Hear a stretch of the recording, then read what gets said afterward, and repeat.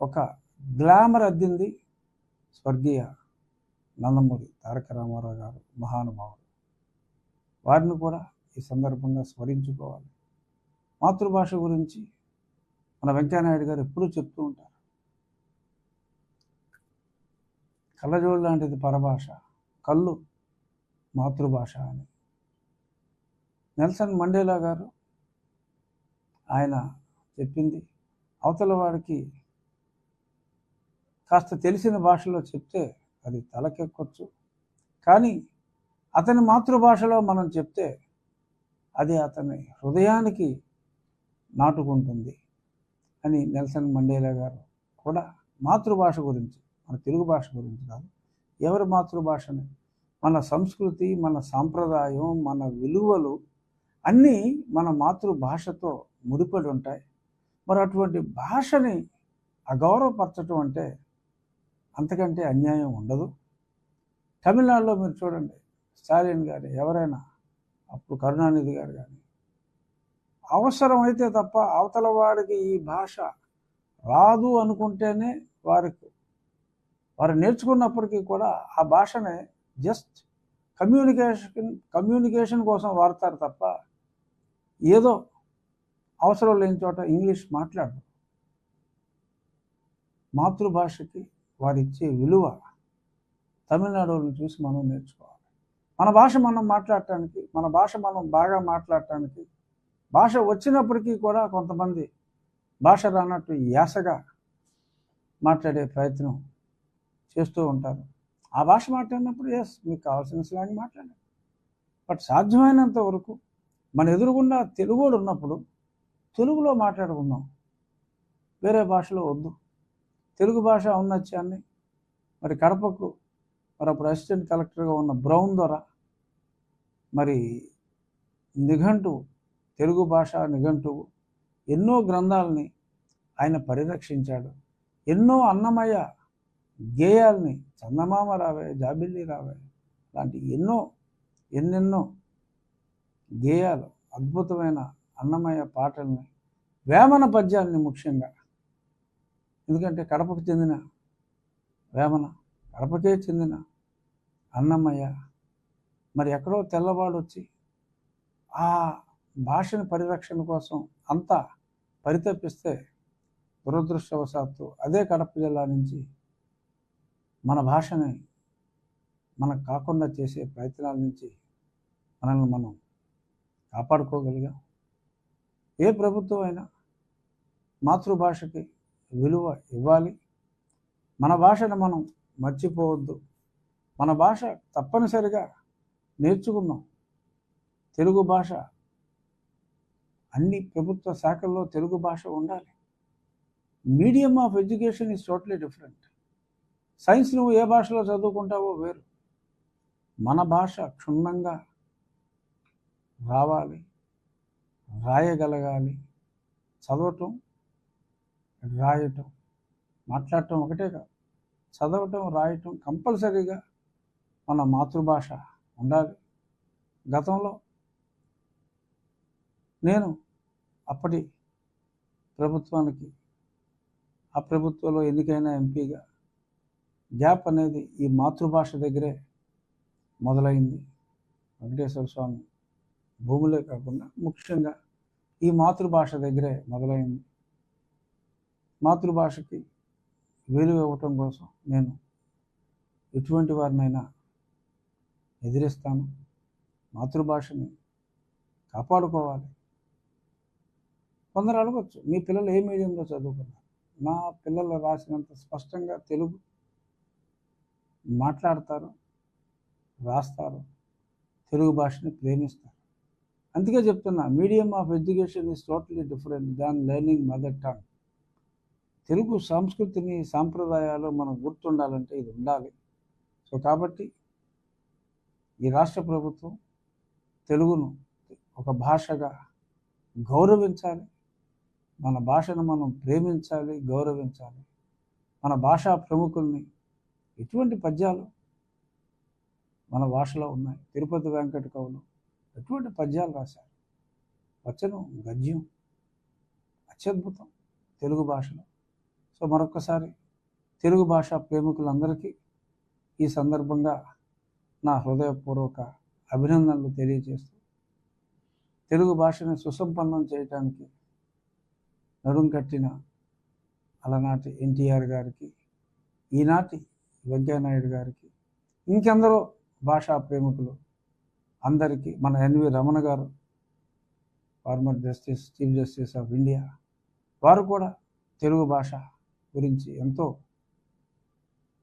మరి కష్టపడి ఎన్నో సమావేశాల్లో పాల్గొన్నారు. అలాగే ఈనాటి మా శాసనసభ్యుల్లో మండలి బుద్ధప్రసాద్ గారు తెలుగు భాషకి వారిచ్చే ఆ గౌరవం నిజంగా మరవలేనిది. అలాగే మరి నా అభ్యర్థన ఎమ్మెల్యేలందరూ కూడా, ఎమ్మెల్యేలనే కాదు, వారి వారి నియోజకవర్గాల్లో కంపల్సరీగా తెలుగు అనేది అధ్యయనం చేయని వారు లేకుండా ఉండాలి అని చెప్పి ఈ మంచి రోజు మనం అందరం ప్రతిజ్ఞ చేద్దాం. తెలుగు భాషను ప్రేమించే వాళ్ళనే మనం ప్రేమిద్దాం, పరాయి భాషని ద్వేషించమంటున్నాం. మన భాష కన్నా పరాయి భాష అని ప్రేమించే వాళ్ళని మార్చుదాం, వాళ్ళ మైండ్ సెట్ మార్చుదాం. జై తెలుగు, జై తెలుగుదేశం. Thank you.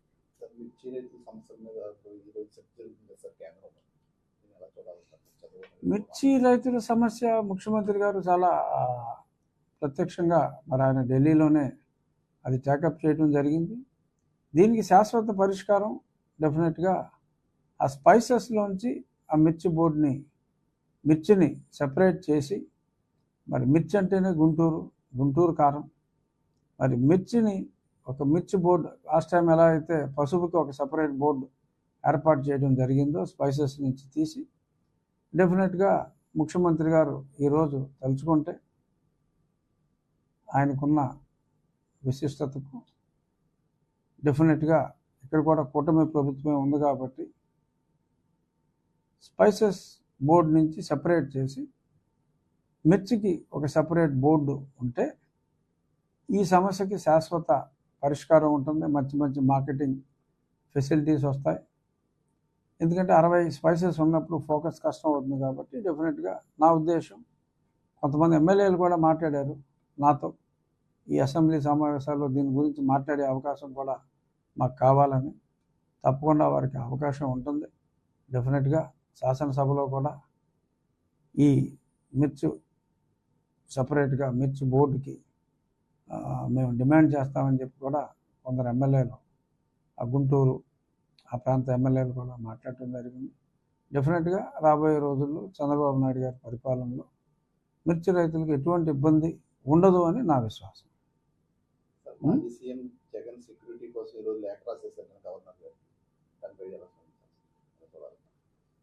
అంటే అసలు ఎలక్షన్ కోడ్ ఉన్నప్పుడు జగన్మోహన్ రెడ్డి గారు వెళ్లకుండా ఉండాల్సింది. అనుమతి కూడా ఇవ్వలేదు నాకు తెలిసిన ప్రకారం. అనుమతి లేని చోటకి మరి వెళ్ళినప్పుడు ఆయనకున్న పర్సనల్ సెక్యూరిటీ ఆయనకున్నారు. మిర్చి యార్డ్లో సెక్యూరిటీ పెట్టలేదనేది అభియోగం. ఆయన మిర్చి యార్డ్కే వెళ్ళకూడదు అనుకున్నప్పుడు మిర్చి యార్డ్లో సెక్యూరిటీ ఎందుకు పెడతారు? ఈయనకే లెక్కలేనంతమంది సెక్యూరిటీ ఉన్నారు ఆల్రెడీ. ఆయనకున్న సెక్యూరిటీయే ఎక్కువ. సో కాబట్టి ఇంకా సెక్యూరిటీ ఇవ్వలేదు అని బాధపడటం అర్ధరహితం. ఎందుకంటే వాళ్ళ తెలుగు భాష మాతృభాష దినోత్సవం కాబట్టి ఎక్కడ పరభాష పదాలు రాకుండా చూసుకుంటున్నాను. వారి ప్రతిపాదన, గవర్నర్ గారికి వారు ఇచ్చిన ప్రతిపాదన అర్ధరహితము అంటే అర్థము లేనిది అని, రహితము అంటే లేనిది అని, అర్థము లేని ప్రతిపాదన ఒకటి గవర్నర్ గారికి ఇచ్చారు. ఇంట్లో కూర్చోవలసి వచ్చినప్పుడు పబ్లిక్లో తిరగకుండా కూర్చోవాలి. ఆయన సెక్యూరిటీ ఆయనకు ఉంది కాబట్టి దానికి సంతోషించాలి. అలవిగాని చోట అధికులం అనరాదు అని ఒక తెలుగు సామెతని మరి డిమాండ్ చేసిన ఆ వ్యక్తులు గుర్తుంచుకోవాలి. ఒక శాసనసభ్యుడిగా జగన్మోహన్ రెడ్డి గారిని నేను గౌరవిస్తాను. కానీ మరి ఆయన ఎలక్షన్ కోడ్ ఉన్నప్పుడు అక్కడికి వెళ్ళటానికి వీలు లేదు, పర్మిషన్ ఇవ్వనప్పుడు ఆయన చట్టాన్ని గౌరవిస్తారని పోలీసులు భావిస్తారు తప్ప ఆయన ఇలా చట్టాలను అతిక్రమించి ఎక్కడ పడితే అక్కడికి వెళ్ళిపోతారని, అక్కడికి మళ్ళీ ఈ పోలీసులందరినీ కాపలాకి ఆయన కోసం కాపలాకి పెడతారని, అయినా ఆయనకు అంత భయం ఉన్నప్పుడు, ప్రజల్లో మమేకం అవటానికి ఆయన వెళ్ళినప్పుడు మళ్ళీ ప్రత్యేకంగా పోలీసు రక్షణ కావాలంటాం, ఆయనకు అంత సొంత రక్షణ ఉన్నప్పుడు కూడా మరి అలా మాట్లాడటం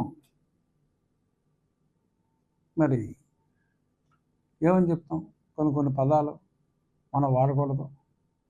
మాజీ ముఖ్యమంత్రి, ఎమ్మెల్యే, సో కాబట్టి ఒక ఎమ్మెల్యేగా ఆయన గౌరవిస్తూ, ఒక మాజీ ముఖ్యమంత్రిగా కూడా ఎన్ని తప్పులు చేసినప్పటికీ ప్రజలు శిక్ష విధించేశారు కాబట్టి మాజీ ముఖ్యమంత్రిగా ఇటువంటి అసందర్భమైన అర్థం పర్థం లేని డిమాండ్లు భవిష్యత్తులో వారు చెయ్యరు అని విశ్వసిస్తూ ఇంతటితో ముగిద్దాం. Thank you.